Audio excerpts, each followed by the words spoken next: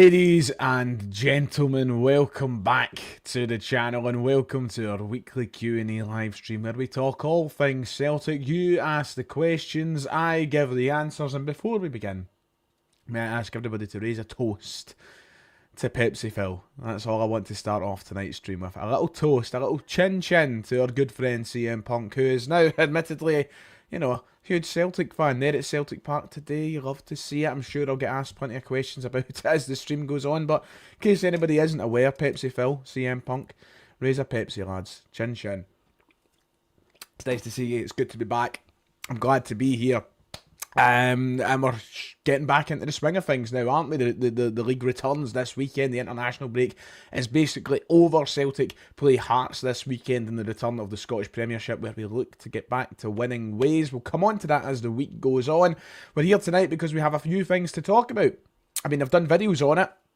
It's no surprise by now. We know exactly what's happening with Kasper Schmeichel. Well, we don't know. That's a lie. We don't know exactly what's happening. We await the updates on exactly what's happening with Kasper Schmeichel. But what we do know is he's injured. It's not a minor injury, and it's something that could affect Celtic for the foreseeable future. Also tonight we got a little bit of news surrounding Brendan Rodgers and how he's been handed a suspended touchline ban for the UEFA competitions after that Bayern Munich game back in February, and of course some other talking points that I'm sure we'll try and go over in this stream. So stay with me, bear with me, we'll try and touch through it all. It's good to see you. How are we all? Good to see you all with us tonight. We've got a few of the channel members. Mackenzie, don't worry, it's coming, we'll have it, it's going to be here, don't you worry. Hello John, Chrissy, nice to see you. And some non-channel members, we've got Kevin Twissy, and I think Punk could do it. Do it. Goals against 2025 Shagley. Celtic man Punk, greater than news. It's absolutely true. Hello Helen, nice to see you. Rust Cats, Donny Tiny Hands, Lubo, Eileen. It's good to see you all piling in. We have over 100, and actually on 100, it's 119 now. 119 live viewers, the amount of major trophies that Celtic have won. Hey, shall we start off with the news that came out tonight surrounding Brendan Rodgers? I want to get through the stories as quickly as possible so that we can get into the Q&A session in the last 15 minutes or so of the stream. We had this break tonight that Brendan Rodgers has been handed a suspended touchline ban by UEFA for delaying kickoff during the Champions League defeat to Bayern Munich. It says that Celtic boss Brendan... Pardon this video here, we better pause that before I get copyright struck. Celtic boss Brendan Rodgers has been given a suspended one-match touchline ban by UEFA for playing a part in delaying the start of his team's game at Bayern Munich. So this was at the Allianz in the return leg, the 1-1 fixture where we had our hearts broke. Brendan Rodgers, apparently part of the delay to kick off. I don't remember a delayed kick off at the time, probably because I was half scooped. So if anybody was there or not there and watched at home and can remind me of a delayed kick-off, that would be very handy. I don't remember it.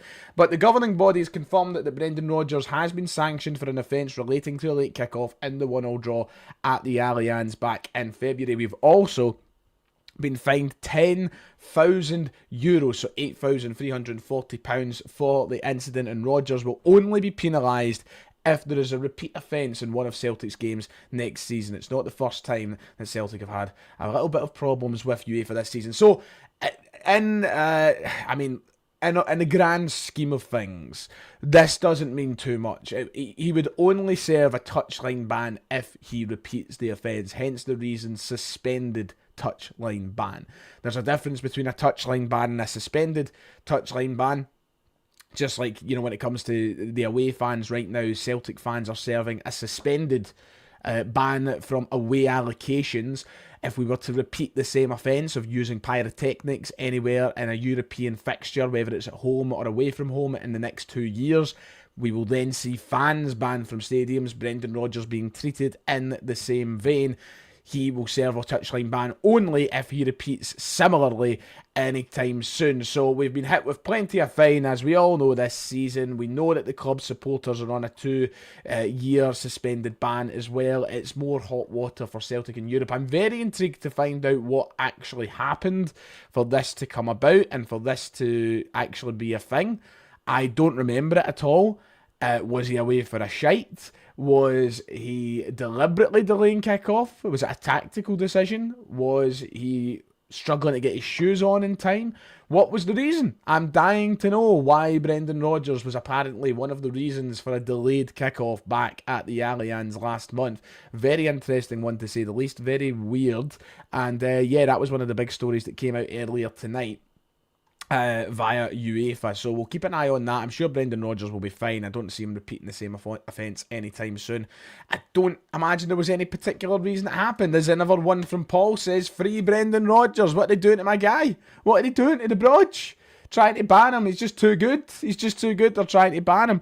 Mackenzie saying I thought it was Bayern that delayed kickoff. Kevin saying I can't remember a delayed kickoff, but I thought we'd have heard about it before the fine. And here we go. Ian saying it's news to me that it was a delayed kickoff that night. I don't remember being in the Allianz that night, even with the amount of beer that I had consumed, the amount of German beer that I had consumed. I still don't remember sitting there looking at my watch or my phone and going, oh, this is running late, you know, we're late for kickoff. I don't remember any of this happening. So it's news to me. And it's one of those things as well that we've heard nothing about it until now. It's not like there was news that came out via Stephen McGowan or the Daily Mail or anybody in Scottish tabloid media saying that Brendan Rodgers was at risk of being banned, or there was some sort of fallout with UEFA over a delayed kickoff. This is news to most people, I think. And Mackenzie's just given us it was a 2-minute delay. I mean, I know that UEFA are very well regimented in what they do, and they have a clear system, and they like to play by the book. But to go out on a I was going to say out on a whim there and go and do this, I wouldn't even necessarily say it is out on a whim, but to go out there and try to make a point by giving Rodgers this suspended sentence over a 2-minute delay, it's just pathetic, isn't it? And I get that there's a lot on the line with TV broadcasts and deals and the money and the advertising that's involved, but surely to Christ that they account for these things when they're considering that there could be delays and there could be extra time and stoppage time added on. I mean, what is the difference of 2 minutes of a delayed kickoff if there's going to be, say, 10 minutes added on to a half anyway if somebody takes a bad head knock? Like, these things should be accounted for the sake of 2 minutes. So it's a really bizarre one. As I said, I don't think we need to read into it too much because not much will come from it unless Rodgers is a repeat offender. They haven't given actually, well, it's a 1-match suspended sentence, so I think it's only if he repeats it in the next UEFA match Celtic are involved in. Then after that, it's clear anyway. So it's a bit of a non-starter in all honesty, but it did happen tonight. And the reason I did want to talk about it is because I just wanted to make it clear Brendan Rodgers is not banned from the touchline in our next UEFA match. And I think a lot of people always read these headlines talking about suspended sentences and get a little bit carried away. So yeah, there you go. Chris McAnally making the point, if he was on time, we'd have won. Well, we wouldn't have won. We'd have sent it to extra time maybe, but I don't think it would have made much of a difference. Aidan McNeil saying couldn't buckle up the Gucci belt at delayed kickoff. Kevin Twist saying he was flexing the Gucci belt which delayed kickoff. I mean, any of those are perfectly legitimate and believable suggestions as to why kickoff was delayed through Brendan Rodgers. Lee saying, to clarify, I was not on the shitter. I would let me try and get that in the Brendan voice. You know, just to clarify, I was not doing a shit. I was flexing the Gucci belt. I was not doing the toilet. And I have a beautiful Gucci belt. Justice for Rodgers. So yeah, a really weird one tonight. That's that. And yeah, that was one of the stories that came out. Rico, it's nice to see with Casper being injured. Would you try dich a chance? Would you try dich a chance? The word in there's a wee bit off, Rico, son. But do you know what? It's always nice to try Dich in goals. You know, we've got to get him in there. Why not? Why not? It's always worth the risk, in my opinion. Try Dich. It's worth the risk. So yeah, that was one of the big stories. Talking about Schmeichel, talking about goalkeepers. Let's forget about Vidje Treidich for a minute. Let's talk about Kasper Schmeichel, because we all know the situation. We all know things aren't looking good, and the reports from Denmark seem to suggest that it is going to be a big injury for Kasper Schmeichel, and some are speculating that it could be an injury that keeps him out until September. Now, I'm not going to get carried away. I've said this already in today's video. If you haven't watched it, go back and watch it. It was live about 5 o'clock this evening. Now, the Danish outlet Tibs Labet, can't remember how you pronounce it now. They seem to be convinced that this is an injury that could last till September, and they're sitting talking about the realistic hot chance that he misses the next international break when Denmark plays Scotland. And the only real reason they give for that is because they've seen him in an airport with a sling on and a very grumpy face. So I'm not going to get carried away too far, and I tried to urge this earlier on in the video that I'd done. I don't think it's worth getting that carried away yet. Wait to see what Brendan Rodgers says on Friday. He's still due an MRI scan, Kasper Schmeichel. What we do know is he's already had one x-ray, everything returned back as expected. There is an injury that exists there, but there is nothing abnormal. Yeah, this is it's a big one for Kasper Schmeichel at this stage of his career, to have an injury that could be so, it could potentially be big. I see people talking about in my comment section earlier, oh, that's him finished if this happens.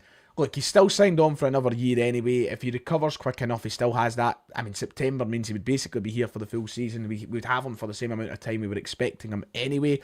I just wouldn't get too carried away on this yet until Brendan Rodgers speaks. It could be season ending. I'm actually expecting to hear that it's season ending, to be quite honest. But September seems a long way away. I mean, if his season ends this week, if that is it for Kasper this season, he now has the remainder of this season to recover and rehab. He has the full of summer to recover and rehab. I would surely, with the type of injury, you're hoping it's one that could bring him back in time. But you never know with these things. I'm saying it's hopefully not a season-ending injury.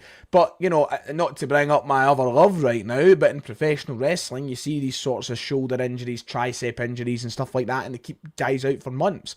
In fact, let's reference our good pal CM Punk here. He had a tricep tear last year, kept him out for quite a long time, around 6 months. So you never know. It just depends on the type of tear, if he's going to need surgery, if he's going to need to go to extensive rehabbing. We don't know the extent of the injury yet. It's all speculation. But what I just want to urge is, don't get carried away from the diagnosis that the media have given him in Denmark. They have judged it off of a look of him in the airport. There is nothing to suggest yet that it's definitely September. Christ, it could be more than September, let alone less. So yeah, what happens next for Celtic? What happens for us? I mean, Viljami Sinsalo comes in. It's as simple as that. He gets a chance now between now and whenever Schmeichel's back, and it's a huge opportunity for him. I see people in the chat, and we're going to come on to the Q&A in a moment, and we're talking about the Bainiacs returning. Who knows? Scott Bain might get a chance or two as well. Who knows? But people talking, and this is one of the big questions coming up. Does this now mean that Celtic need to go and get a new goalkeeper in the summer? And it's too early. Hold on. I've got a sore mouth. There we go. It's too early to tell if Celtic will need a new goalkeeper in the summer. I'm not going to get dragged into that conversation just yet, because Kasper Schmeichel might be back in a month and then we're fine. We don't need to worry about a goalkeeper. If we get into September time, and if we get into the summer and we know that Kasper Schmeichel won't be back until September, then there is realistically a chance we need to consider bringing in a goalkeeper, because we'll have Sinsalo and Bain. Maybe we'll look at a loan option. I don't know, but it's too early. There's no point in getting dragged into that conversation right now until we know the situation with Kasper Schmeichel. Don't panic. Don't go overboard with it right now. Celtic have done an extensive range of scouting and goalkeepers these past couple of years. Keep that in mind. So there will be targets at the club should we need to go for them. It's honestly not the end of the world right now, and it's certainly not a conversation we need to entertain until we know the script of Kasper Schmeichel. He's due that MRI scan. We'll hear the results of that on Friday, hopefully through Brendan Rodgers. Maybe stuff will leak to the press over the next few days. I'm not entirely sure, but I'll wait till Brendan Rodgers speaks on Friday before I make a huge verdict about things. But yeah, it's not ideal. It's not ideal at all, to say the least. Right, I will let's see. I'll get a couple of these comments and we can get into the Q&A. Scott Bain, come on down. That would be something, to say the least, if Bain got picked over Sinsalo. I really don't see it. This is career.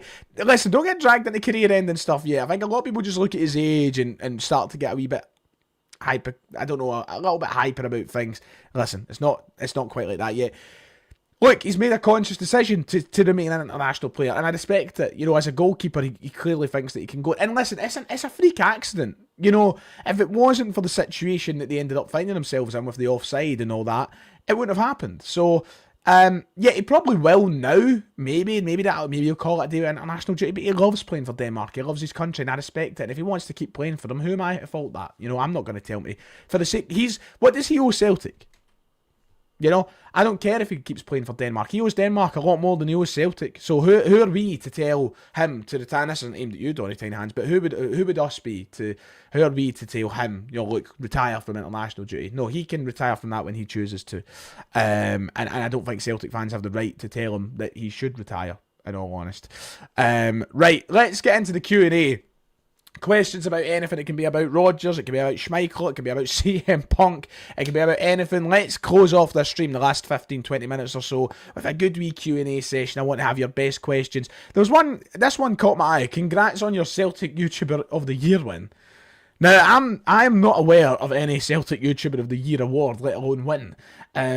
So thanks, I guess, but I would need a little more insight to actually be able to say I was aware this happened. I'm a specky dick. I deserve no awards, and I don't expect any anytime soon. But thank you, Paul. I appreciate it. If that was an actual thing. Let's see, where did I get the CM Punk picture? I actually just printed that one off myself through my own printer, mate. I went onto Photoshop and I just printed it off and shoved it in there like the day after it happened. So I didn't like buy it anywhere or anything like that. Right, let's go. Let's see, get some questions. If I see Scott Bain playing, I'm never watching another game until he's gone. Oh, so they've changed the font on this software. The font looks different. Anybody notice that? Like, it's different. If I see Scott Bain playing, I'm not watching another game until he's gone. Listen, look, the way I look at it is, from now until the end of the season, you could shove fucking Callum McGregor in goals and we should be fine. Yes, there's a treble on the line and I'm not taking those games lightly. I maybe take those aside when I say that Callum McGregor could play in goals. But, you know, we should be fine. And Scott Bain, look, listen, he's got his problems. He's not the best keeper I've ever seen, but he certainly would be fine if they chose to go with him. But it should be, and it will be, Viljamis and Salah. We know it will be Viljamis and Salah. Because if it's not, then that would be bizarre, just to say the least. Wheel out Super Joe on Trophy Day again. Aye, bugger it, why not? Let's get him out there. I'd love that. I miss Joe sometimes, but Schmeichel has been obviously fantastic. I watched the WWF back in the day with Hulk Hogan, Heart Foundation, the Legion of Doom, etc. But the Ultimate Warrior was my favourite. That's a shock to me because the Ultimate Warrior is shit. He was terrible, and a terrible person. But fair enough, everybody had their favourites. And I guess he was a big deal back then. But nice to see people who have different eras of wrestling. I always love hearing people's wrestling sort of stories. Did Scott Bain play a single game last season? Last season he did, I'm sure. This season he hasn't.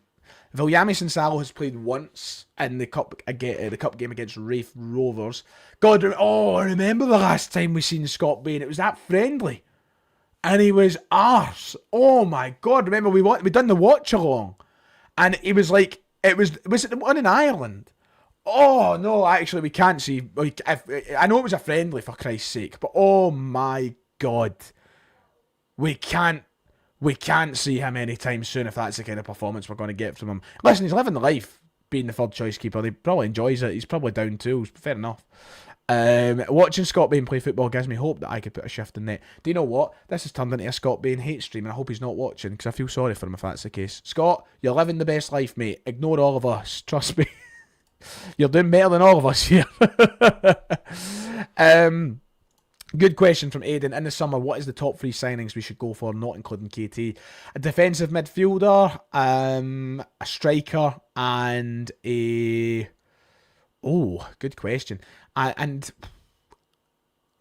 Striker, defensive midfielder, and I would like a centre half. I think that's my top 3, but that's something I need to sit down and analyse. You know, I seen Hamish done a video yesterday on his channel talking about the summer. I didn't get to watch it all, but I was assuming that a lot of it was going to be alluding to what we might need in the summer. And obviously, I done the video on Sunday talking about squad depth.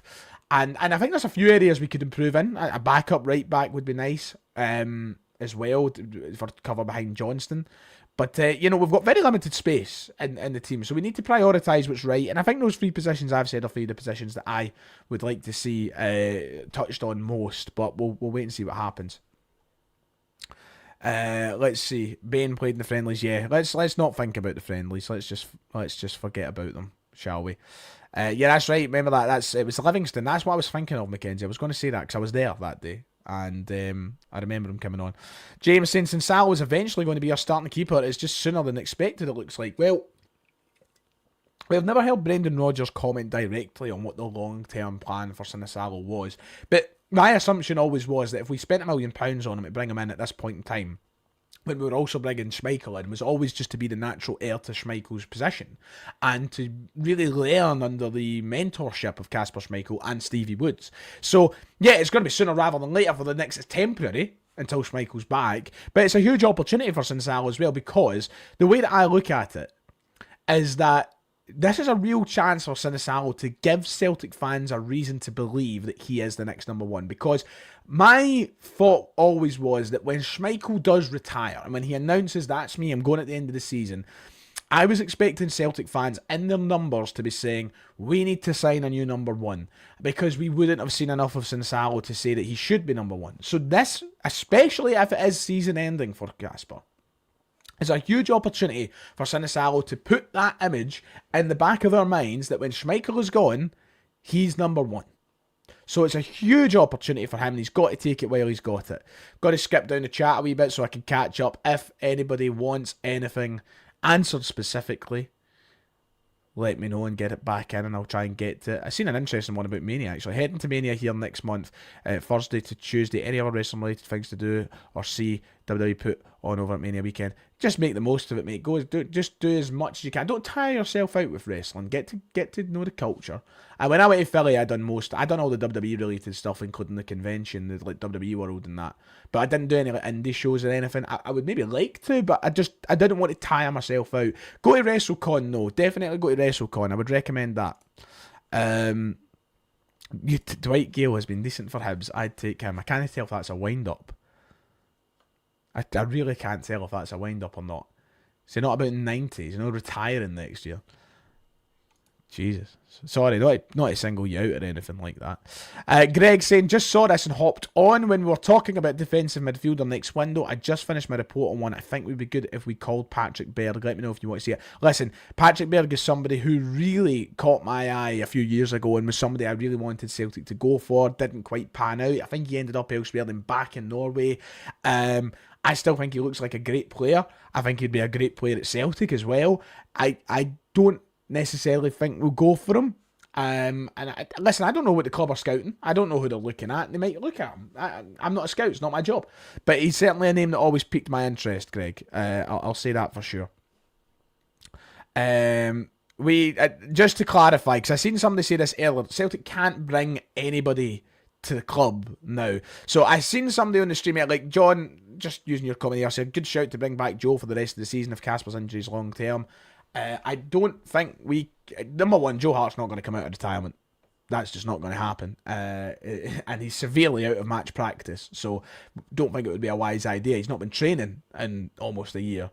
But I seen someone else, and just because your comment made me think of this, somebody earlier on said, get a loan until the end of the season. We can't do that. We can't do that. Celtic are not under emergency loan situations. This is it now. It's Sinisalo and Bain until the end of the season. We're not a lower league club who needs an emergency loan signing. We are Celtic. We have youth keepers in the books. We have 2 first team keepers still in the books. We do not qualify for any emergency signings or emergency loans. This is the situation we have, and it's fine. It's not a panic. We don't need to fucking work ourselves into a panic over this. Bring Conrad Logan out of retirement, although I would vouch for that.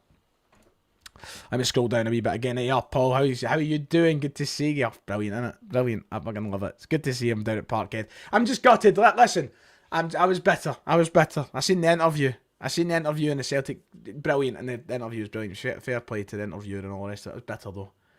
I should have phoned me up. I'd have gave them an hour sit down, and I don't think Phil would have wanted an hour of my time, to be fair. But it should have been me. Nah, it was good. It was a great wee interview.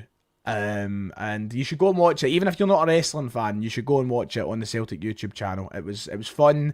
It was good to hear someone's perspective. And yeah, I would highly recommend it. It's over on the Celtic channel.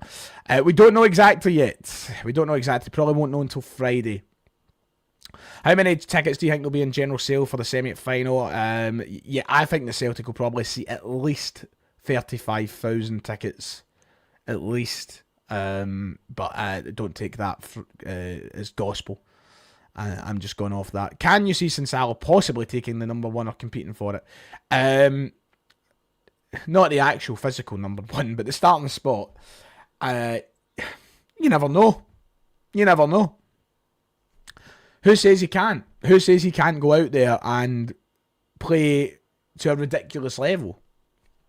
Don't know. Never say never. I don't see it happening. My answer to the question is no. I think Schmeichel will return, be number one until he retires.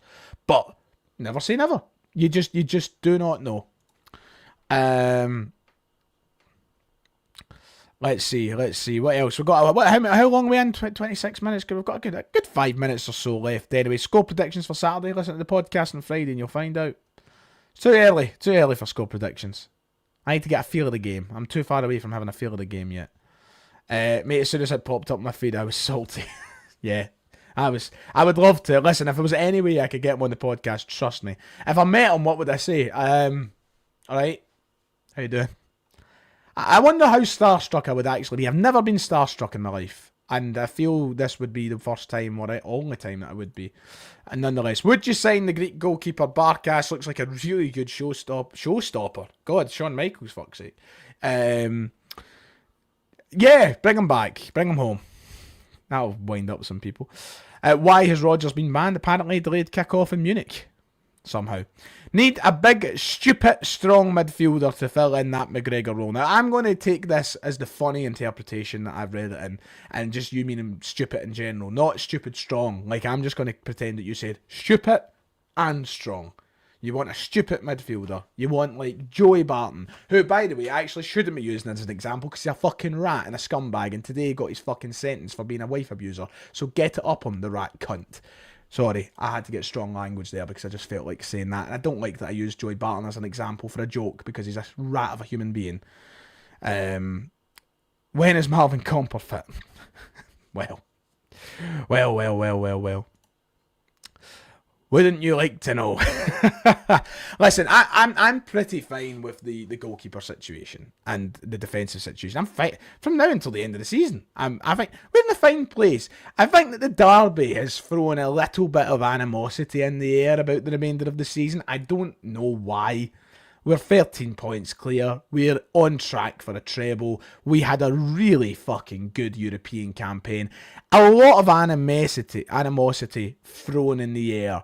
And I think it's just a bit of an overreaction. Look, it was disappointing, the derby. It obviously was. But there's a few people going a bit over and beyond. And now that we see Schmeichel getting injured, I think that's adding to it. And they're like, oh! I'm like, guys, are we forgetting that every other week we could put a fucking plank of wood in goals and we'd be fine? And I mean that with all due respect to the rest of the league. But we literally could put a plank of wood in goals and we'd be fine. The last time Sinsalo played, they didn't face a fucking shot. And Schmeichel barely faces shots. So as long as these keepers can make 1 or 2 saves a game, we'll be fine.